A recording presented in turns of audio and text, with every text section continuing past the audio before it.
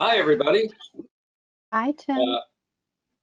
And welcome to a special meeting of the Brattleboro Selectboard here on July 14th. Yes, tomorrow is tax day. It's a strange year. July 14th, 2020, meeting of the Brattleboro Selectboard. Has the meeting been properly warned, Peter? Yes, it has. Thank you. Thank you. We do not have minutes to approve because this is a special meeting. And chair's remarks, don't really have remarks prepared. I just saw something on the interwebs. Someone was saying that we may not all be in the same boat, but we are in the same storm. So let's try to be kind to each other. And the storm may be picking up a little bit more with COVID-19, who knows? But you can stay tuned to the town website for any changes in services and health precautions you should be taking locally. Next is manager's comments. Peter? I have none this evening. Thank you. All right, fellow select board members, while I try to adjust my window a little bit here, do you have any comments or committee reports? I'd like to share some information. Yesterday, the rental stabilization program went live with the Vermont State Housing Authority. This is for any Vermonter that pays rent and is in arrears, and you can access it by going to vsha.org, and a tenant can apply or a landlord can apply. At the end of the day, they both have to be involved, but either can start that process. And for people who have mortgage arrears, they can go to the VFHA website, and there's a program called the Mortgage Assistance Program. And that the rental money is first come, first served, which is why I think it's important that folks jump on it. Yes, indeed. Good reminder, Daniel. Thank you. Anyone else? No.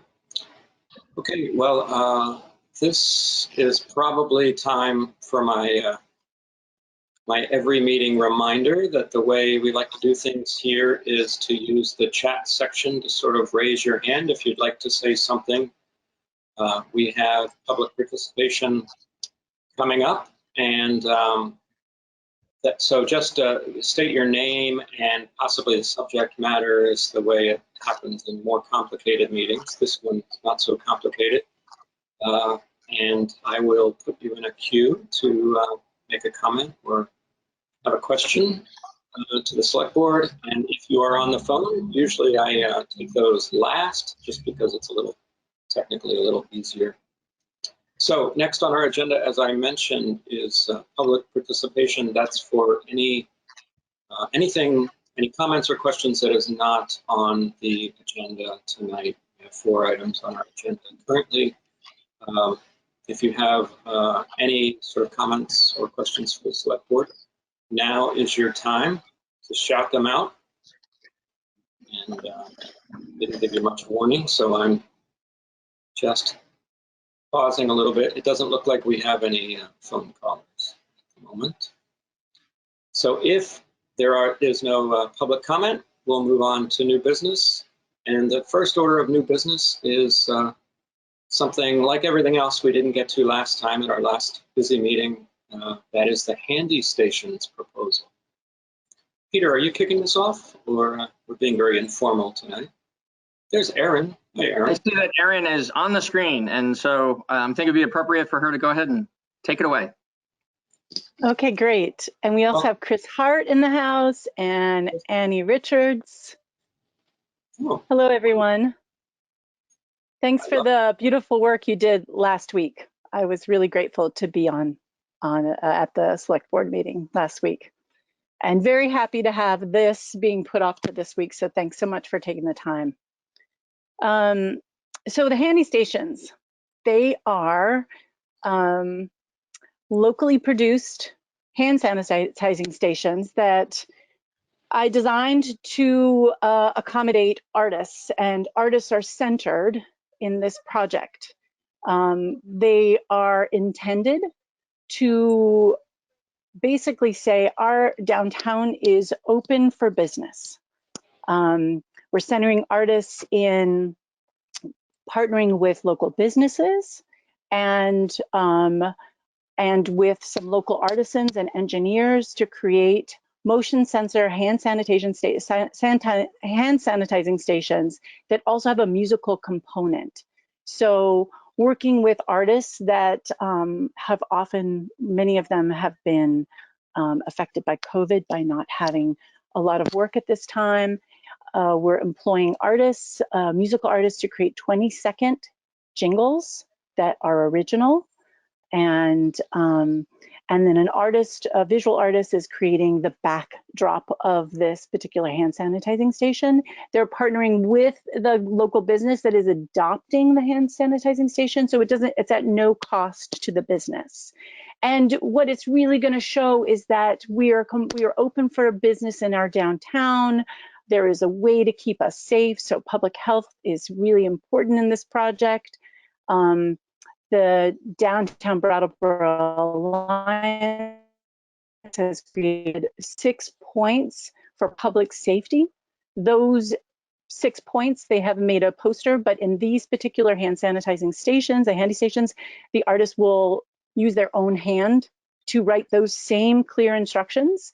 And because the brain loves novelty, it's also a way of reinforcing those points instead of people kind of becoming immune to the same messaging in the same hand. So I just think of this project as having 3 really clear benefits. One is for public health, making hand sanitizing fun along with that, supporting our local artists and engineers. I'm working with local engineers to create these motion sensor motion activated sanitizing dispensers, and also working with our local businesses, our brick and mortar businesses that really need a lot of support right now. Chris, do you want to add anything, or Annie? I really just want to add, just as a board member and thus representation of Downtown Brattleboro Alliance, how well this really seems to feather in with the mission of DBA, as far as just really supporting the economic vitality as well as the diversity and kind of uniqueness of the downtown, and really supporting the businesses that are really trying to make a comeback and draw people in really safe and fun ways. And I also want to mention, thank you, Annie. I want to mention also that 85% or $1,000 of the budget for each one of these is going right back to pay for local artistry, engineering, and products.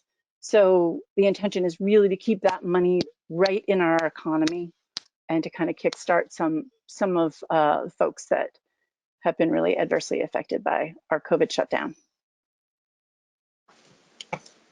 Questions?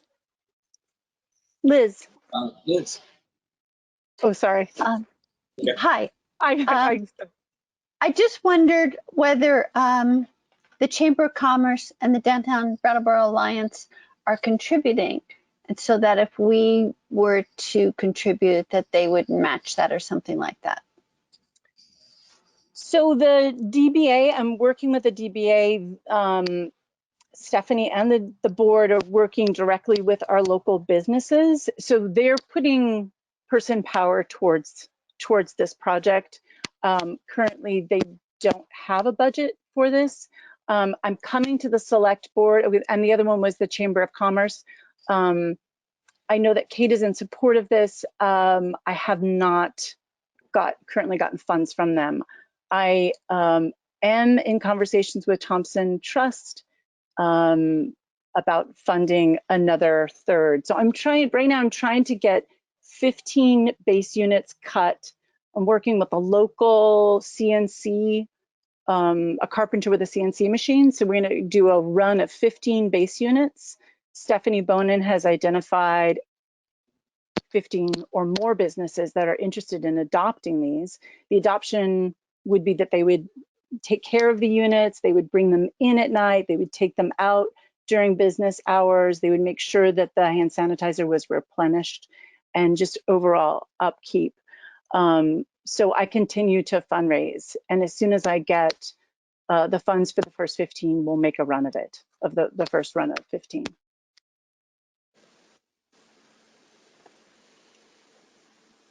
Okay, thank you.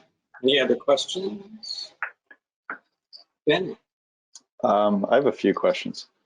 Hey Aaron, I went to the Void the other day to talk with them about their experience with this and see if I could kind of understand things a little bit more. And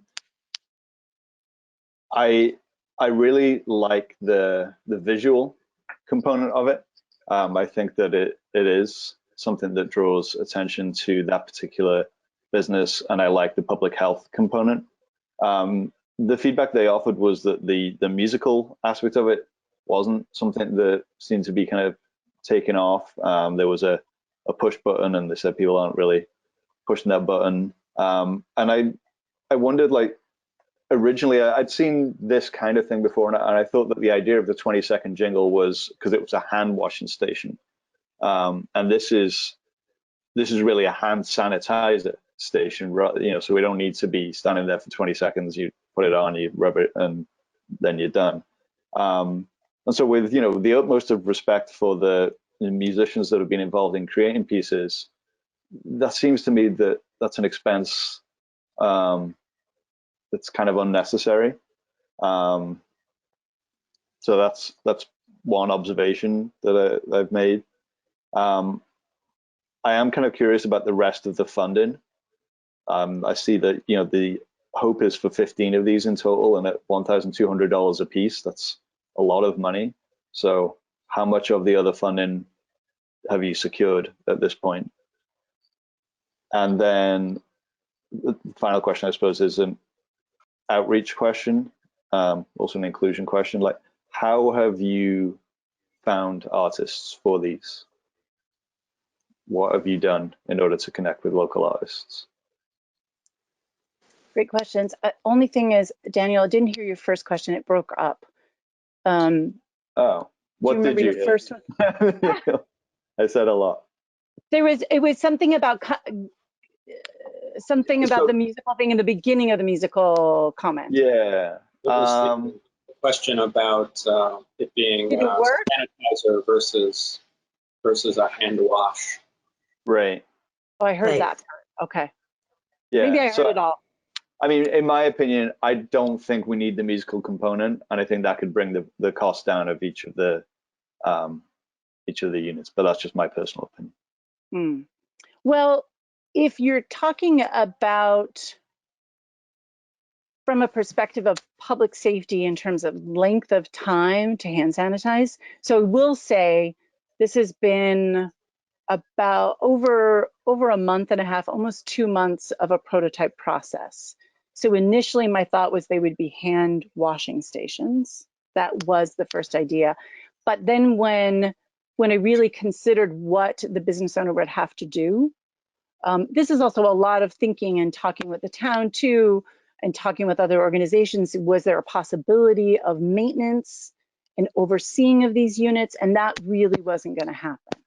So an adoption process was actually benefit the business because it would be in front of their business and potentially draws people in, but also that they would be responsible, and not having that business schedule really worked for it. In terms of the music, it's true, you don't have to sanitize your hands for a full 20 seconds, but you do have to be more thorough than a lot of people are. And I've talked to nurses and health practitioners, and a lot of people just kind of squirt, pat, and go. And that's actually not enough. So there is a public safety component of at least extending the time. So it is worthwhile wondering if it needs to be a full 20 seconds of music or if we can reduce that down. In terms of taking the music piece away, I feel like it's pretty central to the uniqueness of this as street art. The piece that I'm developing with the website too is to create a map of all of them. So if you come to town, that'll be connected to the chamber. If you come to town and you want to see the handy stations, you'll be able to click on this map where they're located. And with each click, you will come up the profile of the artists. So artists are really centered in this. They're not just icing on the cake. They are the cake. And we hold public health in there as well. But if without the artists, we're not, the attractiveness of sanitizing your hands is not going to be there. So, so I guess I'm advocating for the importance of that. And yes, it would bring the price down, but not significantly. I mean, we are looking at the technology. So yeah, the technology and the artists do take up a portion of this budget. Indeed. In terms of finding artists, I have recently been in conversation with Out in the Open, and when I have funding, I am intending to reach out to the Root and the Susu Collective and making sure that our Black and Indigenous people of color are very strongly represented in our artists. So that's really key, that there is that we have an equity lens on who's benefiting as artists in our community. And that's my intention, is to work with organizations. In my conversations with a particular foundation, they also, like the Boys and Girls Club is really important to them. So they want to make sure that the handy station they sponsor goes in front of the Boys and Girls Club, in front of Insight Photography. So it's been very interesting in having those conversations with organizations to say, like, this is where we want to put our money, where there's public health concerns, and also like the one in Boys and Girls Club in front of there, to engage in the youth artists there and to pay them to create something on the street. So I see it as being very integral.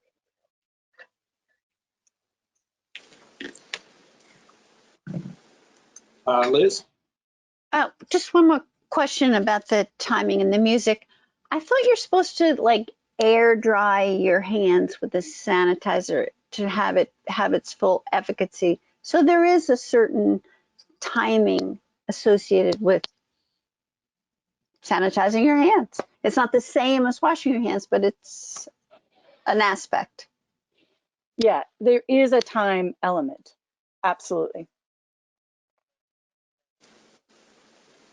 I mean, I hear you, and yes, like washing your hands for a certain amount of time is good, and like letting your hands dry is good.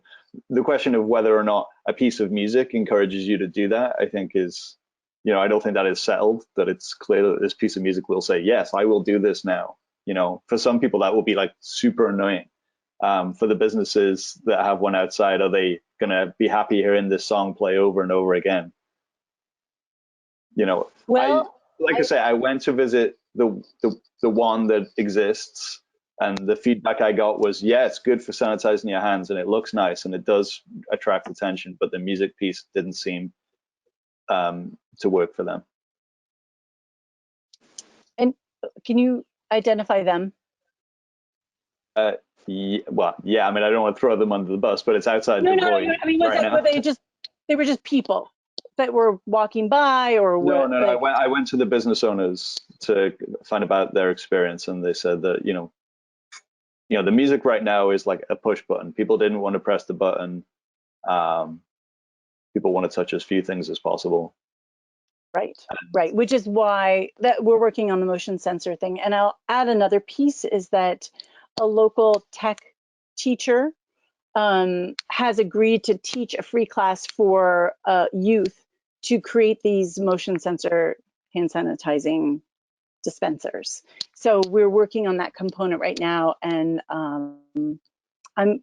because I'm an educator, I've had calls from parents that say, like, my kid needs to do something. Are you working on anything cool? So that sort of motivated how do we actually produce these motion sensor dispensers here locally? So that becomes also an educational opportunity for kids. So that's another piece that's being pulled in right now during the prototype phase. Thanks, Aaron. Ian? Almost did it. Almost spoke when it was muted. So I guess I have like two sides to this. First is just talking about the idea.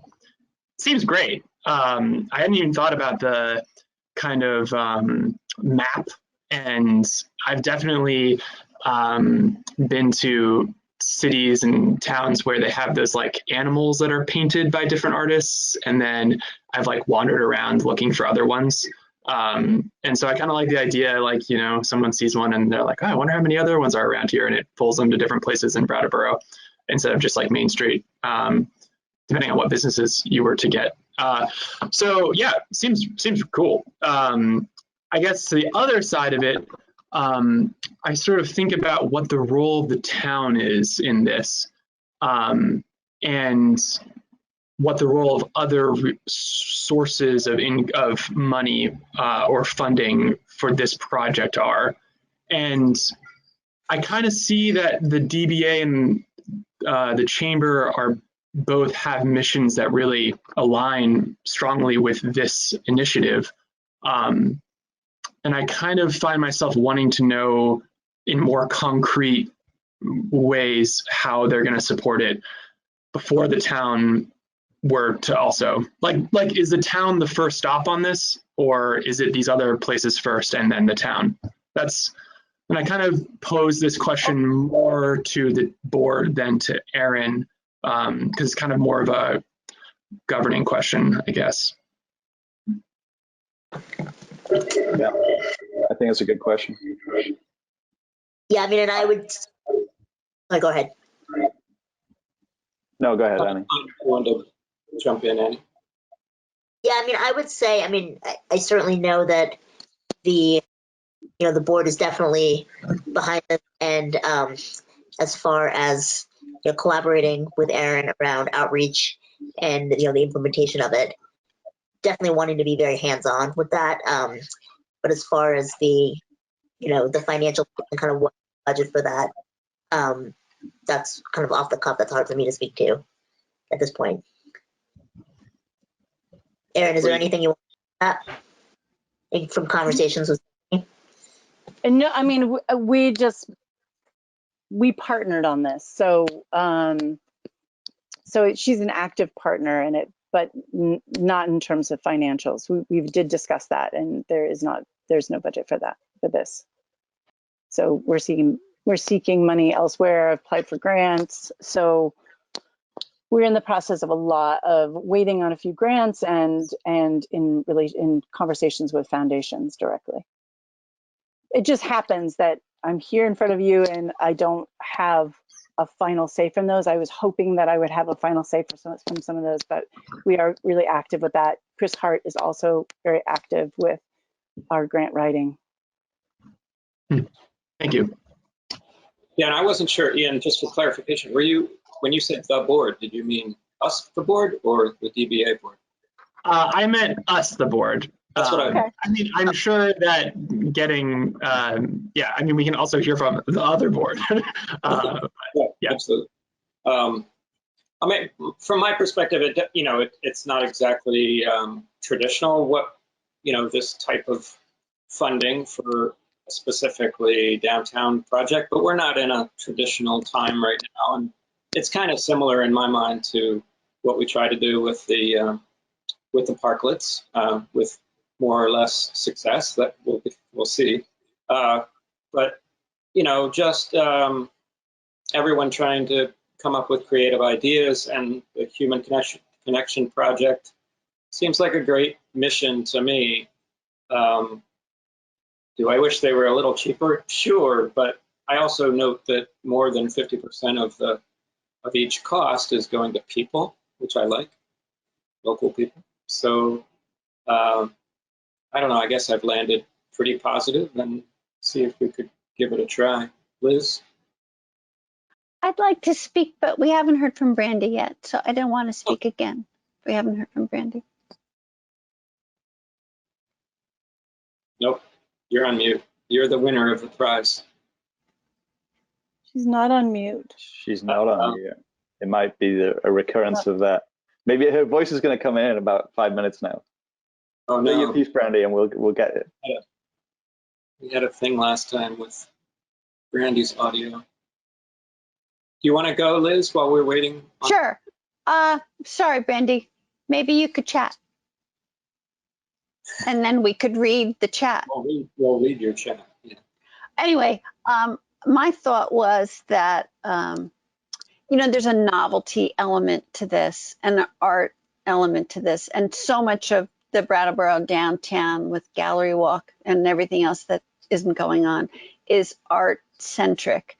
So in terms of, whatever notoriety and publicity for the downtown would come for this and benefit for the artists, I think it's nice. And the question I had was like, let's say we bought a couple, and could we say, well, one of them should be in front of the library, and like the library would partner with it, and that might be a nice kind of civic thing to do that would be helpful for the library to, as they're allowing people in. Do we like that idea? Mm-hmm. Yeah. I think it's a good idea. There's plenty of room. Brandy is saying that, in my opinion, the town's role is public safety and doing our part to help keep the virus in check. I assume that's a reference to the sanitation aspect. And you might be calling in. Last time, that's how we Yeah, solved that worked. While Brandy calls in, can I ask Erin a question that's unrelated? It's just killing me. Are you in an RV right now? She's in a I'm tiny camper. house. I'm teaching at Yes Tomorrow Design Build School right now. Okay, because I recognize the fan. It looks like a fantastic fan that you see in It is a RV. fantastic fan, and it did close last night when it started to rain. I'm a nerd, and I'm an RV got nerd. it. I had to sell my RV. Oh my God. Sorry. I got excited when I saw that. Oh Since no, you're a where is she nerd- rolling down the road right now? Since you're a nerd, it's a 1970 Shasta that I redid. Oh, nice. I used to have a Winnebago Rialto. Nice. I like those. Yeah. Cute vehicle. Very good. I think Daniel had a comment. All right. You want to I have a non-RV related comment. And I'm going to be the bad guy. Let's see. So the parklets, I have a bit of a bitter taste in my mouth about the parklet experience, and I'm just going to voice that. I feel like we were told lots of businesses are excited to have these parklets, and then actually that's really not kind of what the experience has been. And so you mentioned that, I think you said that all 15 handy stations have got like a partner, a willing partner. I said, yeah, that's Stephanie. How strong right. a commitment is there from the businesses to be excited to have this in front of their store and continue to support it? Because I don't want to spend town money on something that then we have to kind of walk back in a few months' time. Like, I really believe that like we should keep our hands clean, but like there are probably cheaper ways that we can do that. So is this the thing that we want to spend the town's money on? You could definitely just stick like a double-sided tape, like Purell container on the outside of buildings, no doubt. So I agree. You could do this totally inexpensively, much more inexpensively. Oh, I think we have Brandy. Thunderous. I'm sorry that Stephanie is out of town. She can't speak it to, but I believe that Annie, is that something that you can speak to? Not super clearly. I mean, I think I agree. It would be helpful to know, like, commitment wise, what does that look like as far as the sort of like bottom line agreement that was made with all 15 businesses.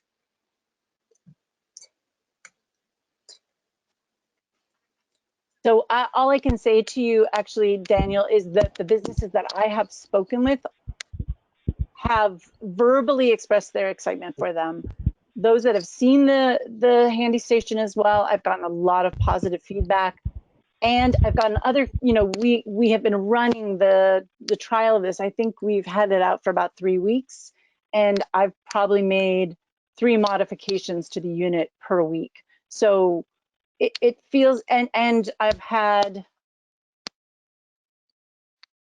probably 12 different people give a lot of focused effort into the handy station, so that I feel like the technology of it and its functionality has gotten better with every week. So I don't know if that really answers your question, but the feedback has been overwhelmingly positive, I would have to say. And I can give you more information if you need to know the list of businesses. That I will wait till Stephanie comes back to town and we can give you that list if that's something you would like. I can take your word for it. I know, sorry, yeah, that's where we are right now. I'm going to call on Brandy. I was just going to ask Aaron. I just figured out what's causing the ticking is your right earring. It's either Brandy or me. Wait, mine are. No, I think it was Aaron's because yours weren't in earlier, correct? It's mine. It's mine. Okay. Not you, Brandy. Audio diagnosis there. Go ahead, Brandy. Thank you. Can you hear me now? Yes. Wait, can I try something? Sure. Can't hear you now. Yeah. Okay, good. I couldn't remember if I was supposed to mute it on my phone or on the computer when I have it called in. So I hope my comment was clear. I just want to make sure it gets on there for the record that I think keeping people's hands clean is something the municipality can feel good about taking on as part of public safety and public health for our town, and that the art component is what makes it Brattleboro, and the municipality also has been known to stand behind the creativity of this community as well. Thank you. I was actually wondering if people were reluctant, people meaning our select board, just to be super clear, would you all be interested in committing to 3 and then committing to another 3 if a couple more sponsors come in? Liz is nodding.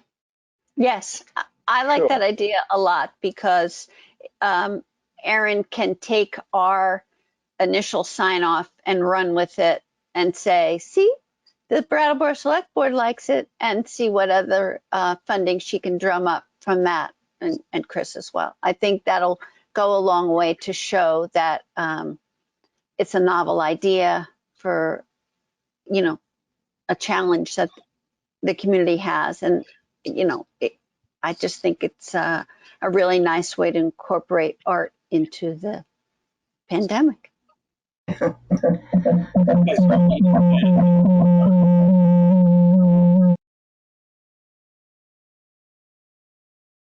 Unmuted. I think Ian had a question and then Chris Hart. I do, but is it my audio making that weird sound? It's Chris's. It's feedback.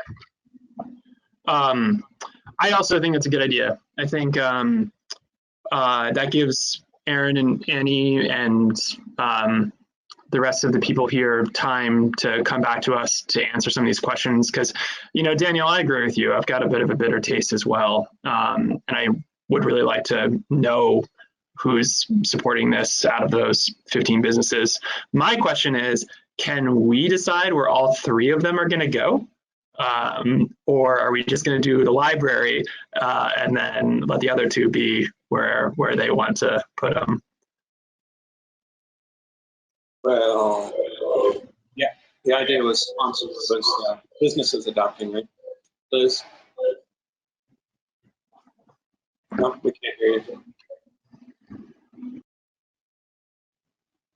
We don't know what the library thinks, so tentatively the library, depending on what Star wants. But A good point. and then the other two would be, we could, you know, negotiate with Aaron and have discussions with Aaron. Oh, Chris Hart, I think, might be having audio issues. So I think I'll read her chat comment.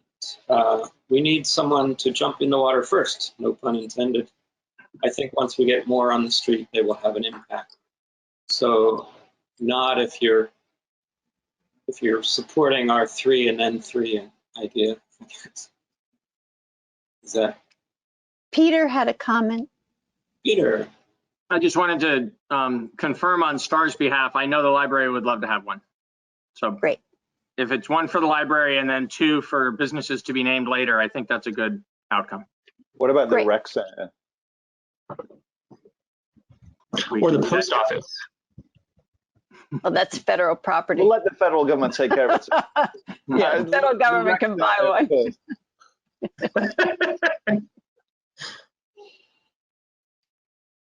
Okay. I mean, the rec center has humans going into it, correct? Annie had a Oh, I'm sorry, Annie. I was just wondering if it would help to have that, list of businesses that have expressed interest in, ahead of time before thinking about where to designate those other 2. Sure. But that wouldn't preclude us voting now on Tim's plan, right? Now, what's the best course of action as far as direction for staff, Peter? I thought I saw a consensus forming among the 5 of you to do 3 now, kind of prime the pump, show interest in this and support for it, and hope that this generates some additional financial support from other sources, and you have a willingness to consider a further investment once you see evidence that others are investing as well. And I think I also heard a consensus that one of those 3 going in front of the library would be really great, so that there's actually town participation as well visually. And I'm going to kind of go out on a limb because we didn't really talk about the rec center. Somebody threw it out as an idea, but I think that if 2 of the 3 go into town facilities, then it's not accomplishing as much of the business focused purpose. So maybe 1 at the library right now and 2 that are available to be distributed would be the best way to go forward. Thanks, Peter. I agree. Daniel? Could I hear a little bit more about the musicians that you're approaching? Sure. So Peter Siegel, who is a I local. know about the ones that are already involved. If you could tell me the ones that you intend to approach for other jingles. Right. So I'm going to go back to that. I know Peter did the first one, but Peter Siegel is our music director. So he's reaching out to local musicians. So that everything is kind of on hold because we want to make sure that we have funding first. But he has created a list of a really diverse group of musicians. And when I say diverse, in terms of the kind of music, I know that he's reached out to one of the Sweetback Sisters. There's a long list that he has. So that's one aspect where that's his field. So I'm leaving that up to Peter. Okay. And I had hoped he would be on here. I'm not sure. Oh, is he? Wait. No, he's not here. So I'm sorry, I can't speak for Peter. Okay. But I would also say similarly to the. I can trust him on this. It's fine. Okay, but I also say similarly to the visual artists, we are definitely prioritizing making sure that we have representation from Black, Indigenous, people of color. So we are also having a very strong equity lens with who is receiving. That's the challenging part. I'm also working with the Arts Council of Windham County. They're doing an interview process right now of artists in the area and checking in with them to see how COVID has affected them. So we're also going to take that information. So we're not looking to necessarily engage established artists, but we're definitely holding up this lens of like even emergent artists that have been more adversely affected by our current conditions. I hear you. I'm fairly plugged into the art world, and like I would say that, you know, like what you just said about how Peter is going to approach the music end, you know, that sounds like he's going to approach people who are established musicians in the area, and there are lots of, you know, established artists in the area of all kinds of age ranges and backgrounds, and I would not kind of like discount them just because they're established. Like, I think, you know, these things need to look nice. Yeah, I mean, we're gonna pay the bills too. There's gonna be art direction as well, and then it's really gonna also, Daniel, depend on how many we end up having, right?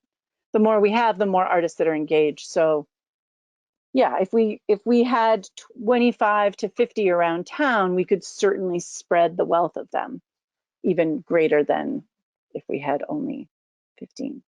All right. So, but I'm just telling you that that is a very strong lens and intention for us.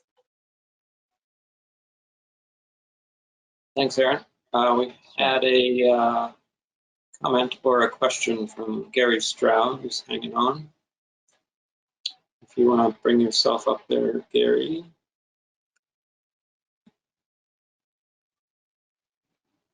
Well, this is something I hate as chair. I really don't like to read comments, but maybe Gary's having connection issues. Gary was wondering if the transportation center will be getting one or considered first, since it's a heavily used area. I think we've sort of talked this out already, that since we're starting off with 3 and then maybe another 3, we have a couple of sites in the queue, as it were. Anyone else want to comment on that question? Liz? Well, I think it's a good idea, but maybe we should save it for the second round. Yeah. There are also businesses near the transportation center that maybe could be approached. True. Yeah. Yeah, Good idea. Ian, I like that too. Oh, I'm sorry, I should raise my hand. No, go ahead. So yeah, I think it would be worthwhile to have a conversation about what businesses are going to adopt some of the other funded handy stations, and then kind of looking at the town and making sure that they're spread out. So having another intention of making sure that we're reaching everybody. If there aren't any on Flat Street, what business can we talk to, engage with on Flat Street that would adopt the unit? You know, if there isn't one up Elliott, again, so really looking at it that way. Liz? Maybe Aaron would like to talk to Peter or someone he assigns to have an overview of the town for those to collaborate with.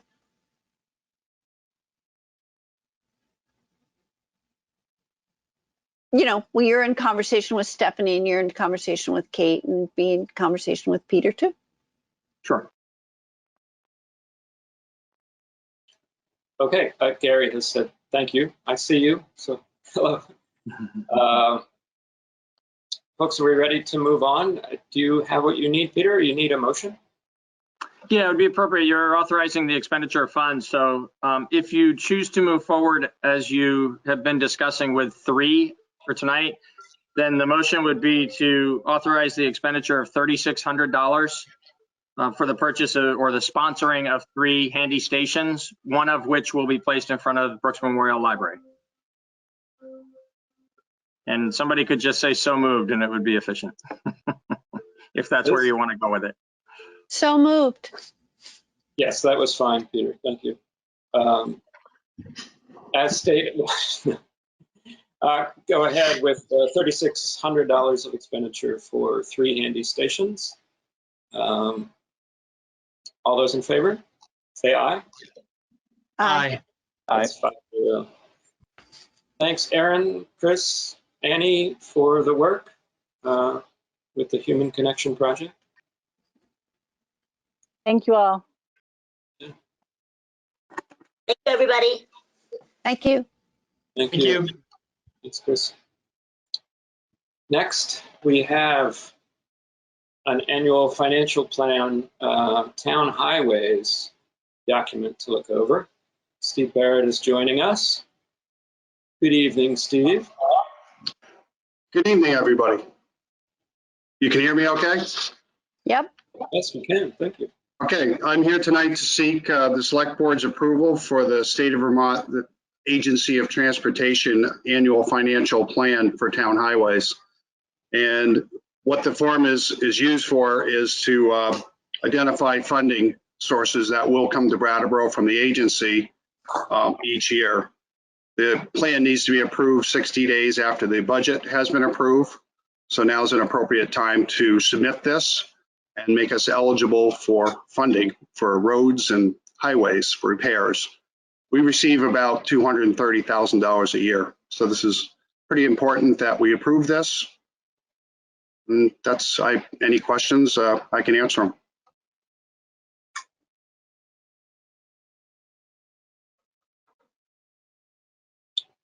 Board members? I'm not going to let you spend 40 minutes on handy stations and not let. It took me 2 weeks to get here. I was worth the wait though, come on. Look, Tim even had a haircut. Yeah, Mike, so in the materials we got in the annual financial plan for town highways, there are 3 classes that are identified, class 1, 2, and 3. Can you explain to me what that means? Sure can. A class 1 road would be like Main Street, Canal Street, Putney Road, just a section of Putney Road, and also Western Avenue. And that's a kind of a shared roadway where the town receives funding to maintain those roadways, and the state participates in large construction projects. A class 2 road is a connector road to town. Upper Dummerston Road is a class 2 road. Also, Heinsberg Road is a connector from other towns to, and so what that does, it also makes us eligible because of the traffic volumes for other funding.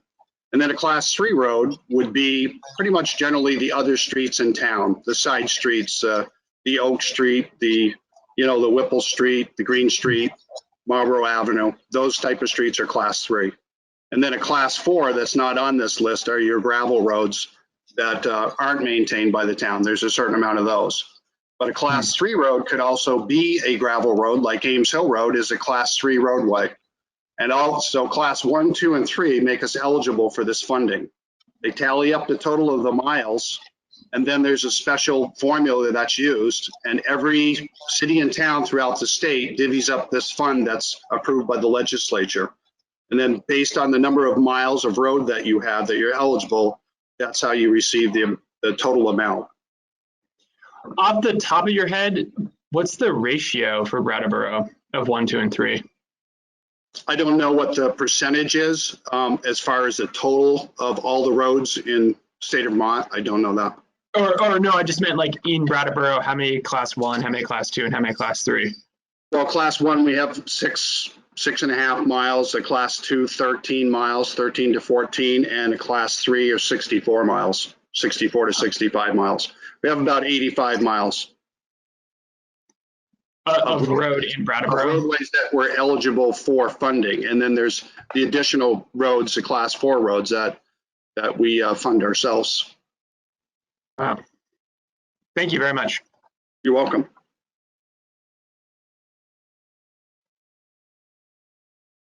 Sorry. Other board members, questions? Seems pretty straightforward to me. So, oh, Liz.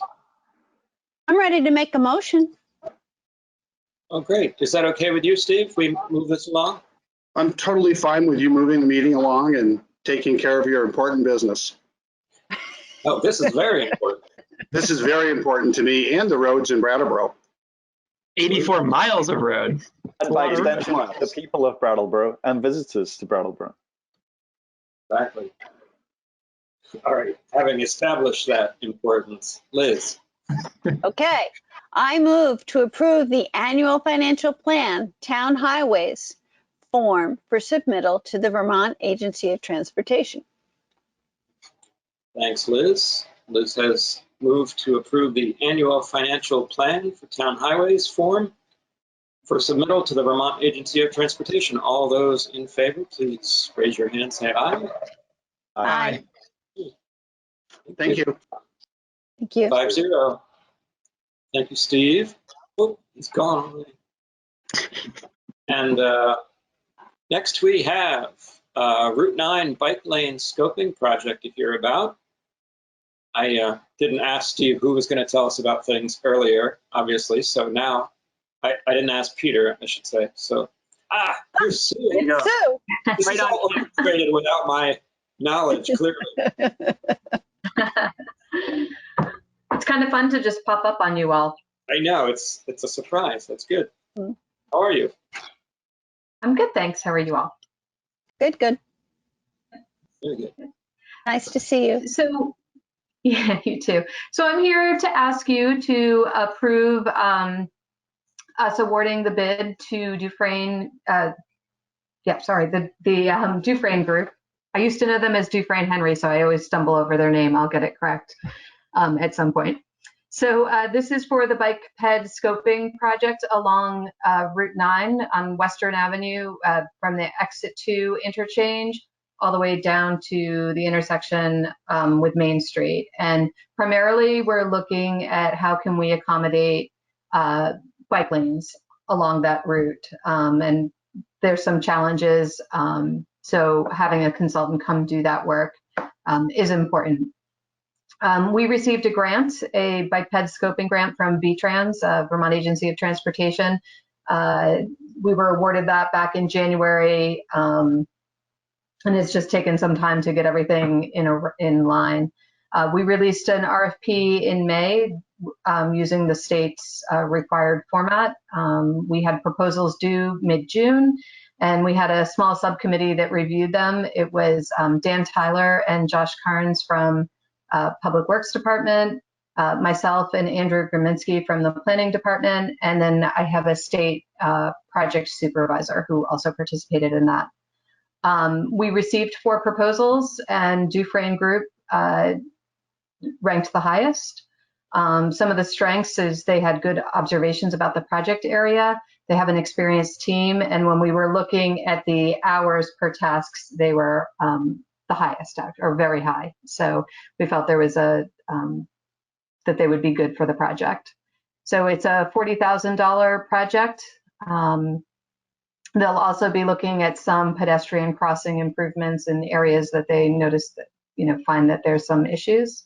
It's about a 1 mile. The project has a very defined scope, as all transportation scoping projects do. So there will be public meetings, possibly survey. We're going to have to adapt to COVID and how those meetings take place.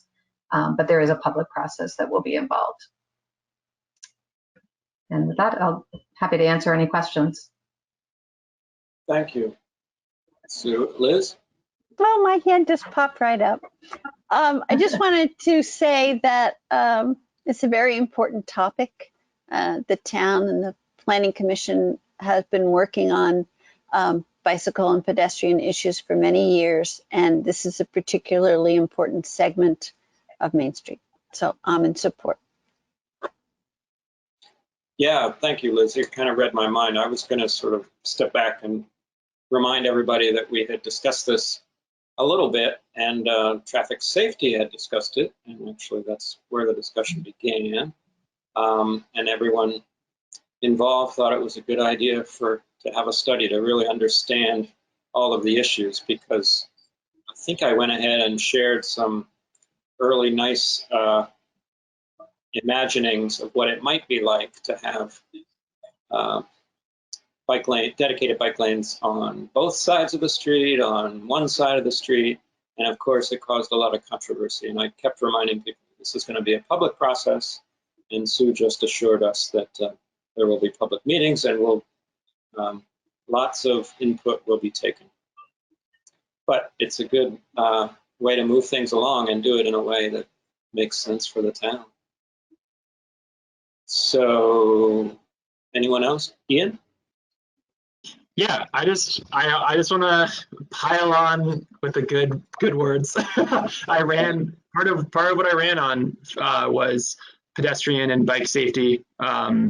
I bike on a portion of this road that would be under this consideration when I go to work. So it affects me. It's a really heavily used area, and it brings people right into downtown.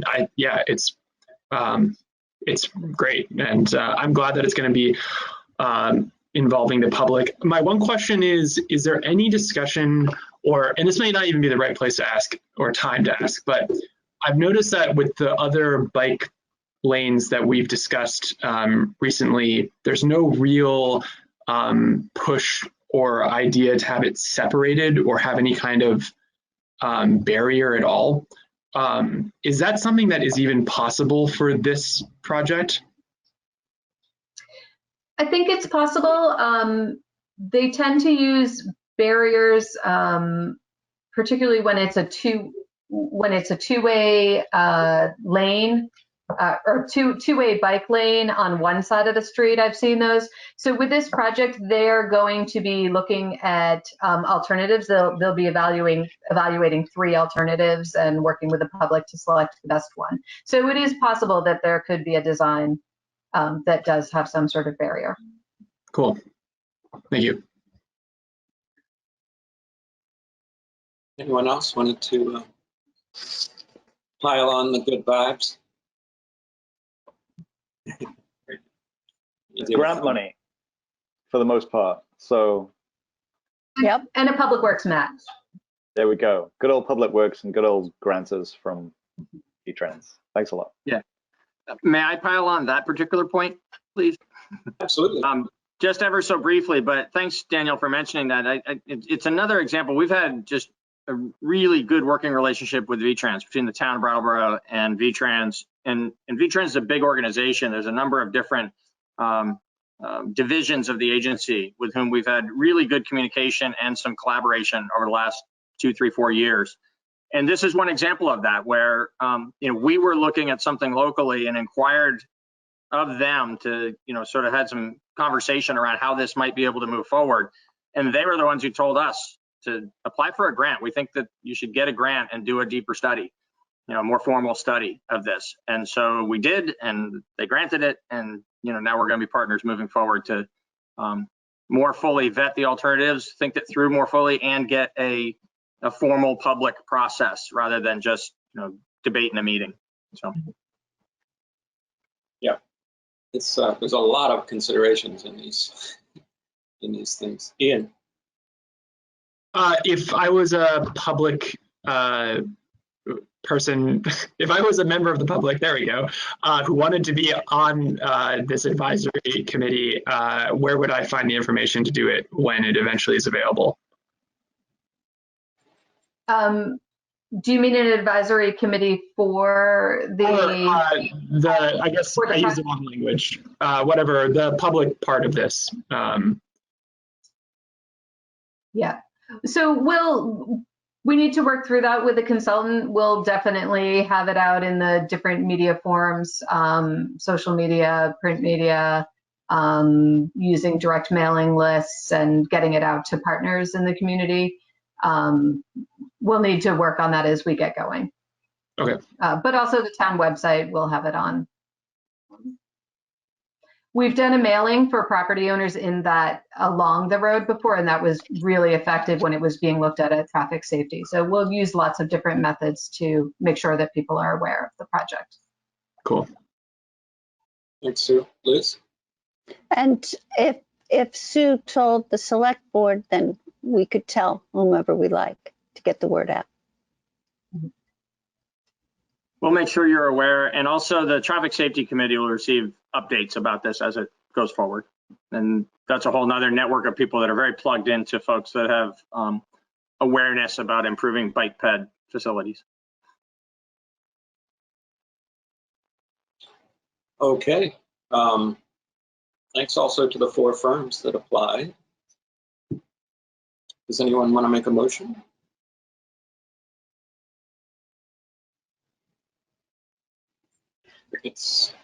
Well, Sure. I can do it. Randy can't. Go ahead, That's Daniel. Okay, let's see. I move to award a bid for consultant services to the Dufresne Group in the lump sum amount of $40,000 for the Route 9 bike lane scoping project. Thanks, Daniel. Daniel has made a motion to award a bid for consultant services to Dufresne Group in the lump sum amount of $40,000 for the Route 9 bike lane scoping project. All those in favor say aye. Aye. Aye. Aye. And I believe that's 5-0. Were you a yes there, Brandy? I think your screen froze right as your hand was going up or down there. So. Next, we have some town committees and boards business, and I think that's our final order of business. I don't have that doc in front of me for some reason. It must be attached. May I I do. summarize it for you? Please, thank you. So you have two appointments on your agenda tonight. There's one person who has applied for one of the two vacancies on the ADA committee, and one person who has applied for the one vacancy on the honor roll committee. Sam Haskins has applied for that one vacancy on the honor roll committee that arose recently when Sherwood Lake Sr. died after many years of service to the town in a variety of capacities, most recently a long service on the honor roll committee. And Sam Haskins has stepped up and offered himself to provide that service going forward. Nina Wilson, whose first name is Carmen, but goes by Nina, has been the chair of the ADA committee most recently and has served on the ADA committee for several years. She's applying for reappointment to that position. That's great.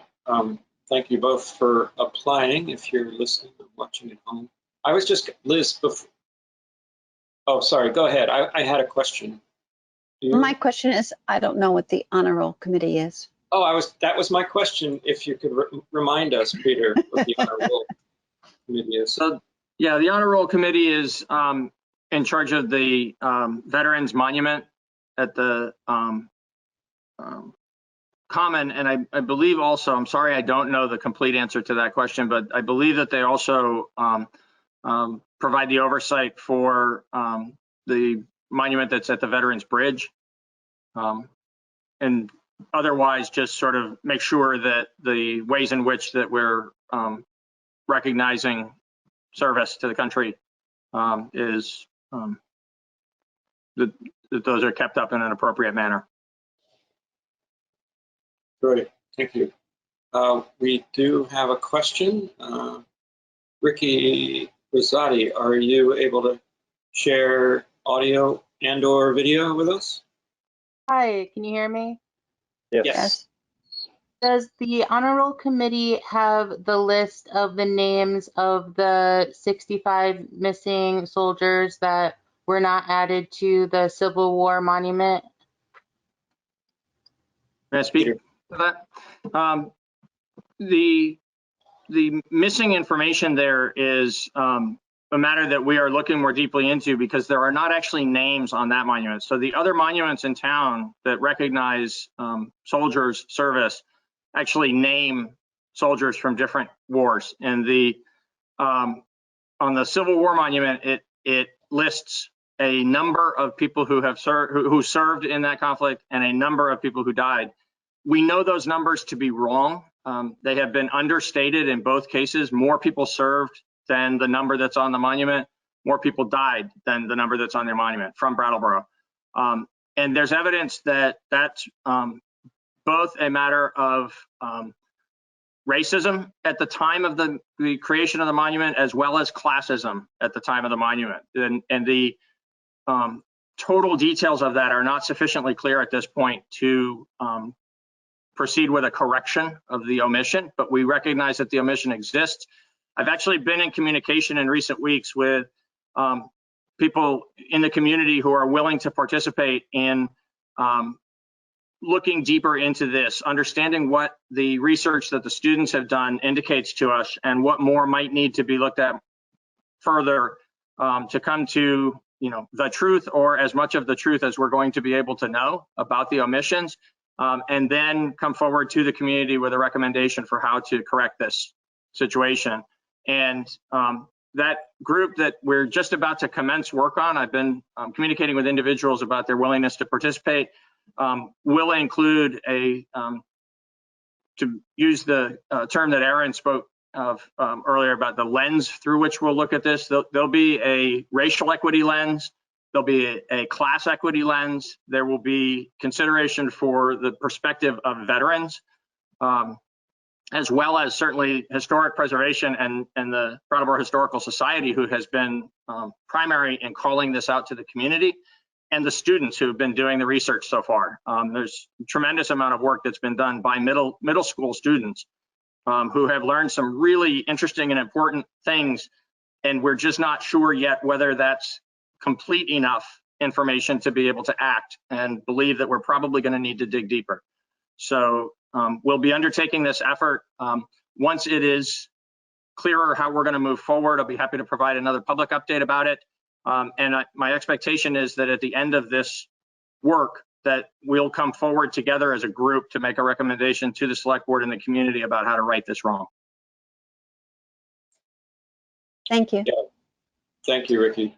It's actually a very good question, because I assume everyone else is too. We're all looking forward to sort of correcting that absence and those incorrect numbers. And it's a great opportunity also to kind of take a look at the history of how that happened and how we can correct it going forward, whether it's with a correction on itself, on the plaque itself, or a separate plaque. Might be a nicer option, because you could then include some more information. But I think we're all looking forward to that. Ian? Oh, I'm sorry. No, Peter, go ahead. I'm just going to add, we're also hopeful that the very process of collaboratively looking into this and identifying an appropriate way to correct the mistake that's been made will be an opportunity for learning and healing for the community. That it's something that together we'll look at, something that should have been done differently initially, wasn't, for reasons that are pretty identifiable in terms of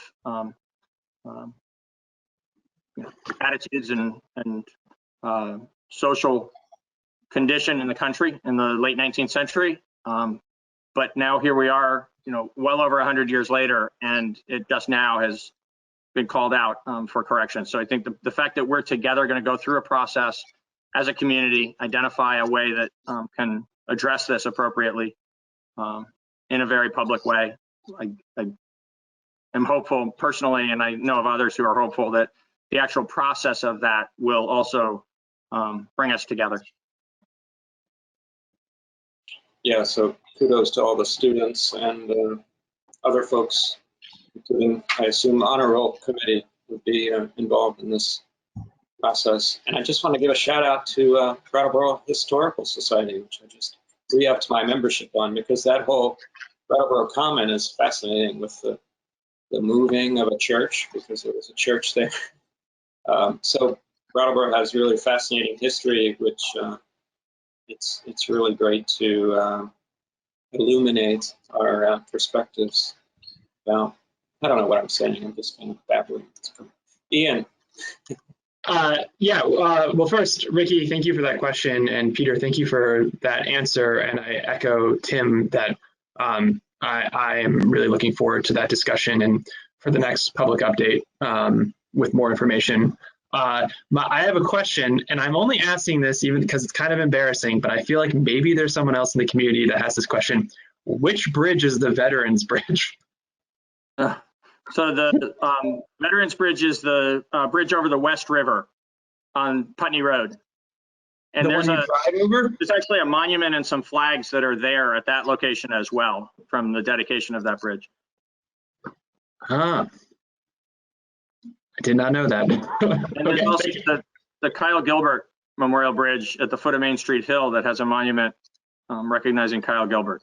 He was a young man from the community who was lost in the Iraq War. So there's a number of different places around the community where veterans are honored. The Kyle Gilbert Bridge is the one that is actually part of Main Street into Yeah, I know the monument. Okay. Yeah. Thank you. So I think we should go ahead and approve a slate of candidates because there's no contested seats. Would anybody like to do that?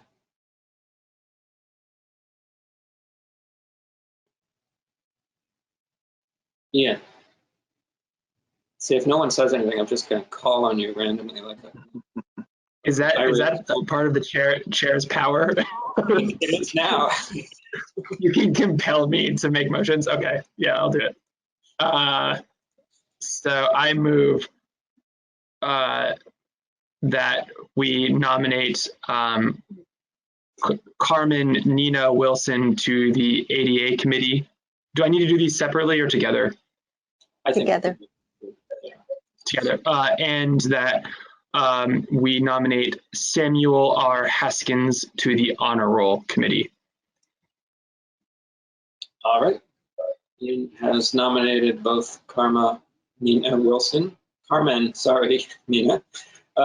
and Samuel R. Haskins to both the honor roll and the ADA advisory committee. All those in favor, say aye. Aye. And we may have lost Brandy. I was looking for her name, so that's at least 4-0. Did we lose Brandy just then? I just want to say for the record, We're in the last 5 minutes. We lost her out of the meeting. Sorry. What was that, Daniel? I support these appointments as well. I was late on the getting off the mic, but I think he did see my hand. That's okay. So we'll say officially 4-0, and I'm sure Brandy's with us in spirit. Okay, any other business before the town? Seeing none, I will call on Liz. I move to adjourn. Excellent. Liz has called for adjournment. All those in favor say aye. Aye. Aye. It's 4-0. Thanks, everybody.